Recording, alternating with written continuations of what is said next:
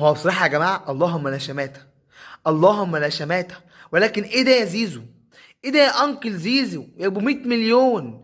100 مليون في الموسم مش عارفين يسجلوا ركلة جزاء، 100 مليون في الموسم مش عارفين يكسبوك نقط في الدوري، مش عارفين يخلوك تتصدر. اصلها بصوا، اصلها مش بالفلوس ولا انك انت تروح تخطف لعيب من نادي منافس لك ولا الكلام ده كله خالص. الاهلي لعب 12 ماتش في الدوري لحد دلوقتي، كسب في 6 مباريات، خسر في مباراة، تعادل في 5 ماتشات. الاهلي معاه 23 نقطة، المركز الثاني، فارق بينه وبين المتصدر نادي سيراميكا كليوباترا اللي لعب نفس عدد مباريات الاهلي ب3 نقاط بعد فوز سيراميكا النهارده في الدوري على بتروجيت 2-1. وبيراميدز المركز الرابع، وبيراميدز خلي بالكوا بعد الزمالك ولعب 9 ماتشات فقط، معاه 20 نقطة. يكسب ماتش يتساوى مع الاهلي، يكسب ماتشاته كلها هيفرق عن الاهلي 6 نقاط فيتصدر بيراميدز. الاهلي اللي هو اقوى كواليتي في افريقيا وفي العالم العربي كله، ومن اقوى 10 فرق في العالم من حيث اسماء اللعيبه والصفقات والفلوس وكل حاجه.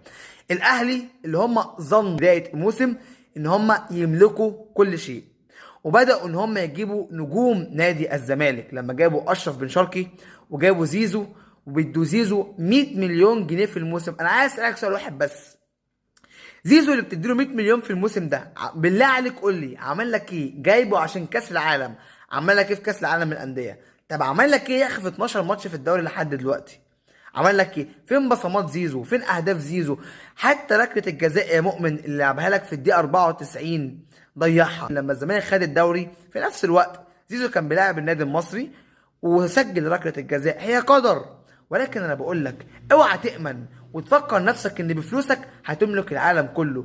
الاهلي جاب افضل لعيبه ومعاه اقوى كواليتي ولكن ما عملش اي حاجه، لانك انت جمعت الفلوس اللعيبه ورحت تجيب لعيبه كانت نجوم اللي هو زي نادي الزمالك وغيره وغيره، وما عرفتش تعمل بيهم حاجه ولا هتعرف تعمل بيهم حاجه. اللي بتلعب دي لعيبه مرتزقه، ما تعرفش قيمه التيشيرت اللي انت لابسه، ما تعرفش يعني ايه الشعار اللي هي لابساه، لانهم مش ابناء النادي. اتفرج على الجيل الذهبي اللي الاهلي عمله، اللي كان بياخد كل حاجه وكان بيعمل كل حاجه. اللي النهارده الجيل الحالي بالنسبه للفلوس، الجيل الذهبي اللي خد مع الاهلي كل حاجه ما يجيش نصه في الفلوس، ولكن كان في حاجه اسمها روح. لعيبه الاهلي افتقدت الروح قسما بالله العلي العظيم. كنت متوقع زيزو هيضيع ركله الجزاء دي، وقسما بالله العلي العظيم كنت على يقين ان الاهلي مش هيسجل اهداف بلس 90. انسى بقى بلس 90 دي خالص، لان اللي كان بيسجل في الدقايق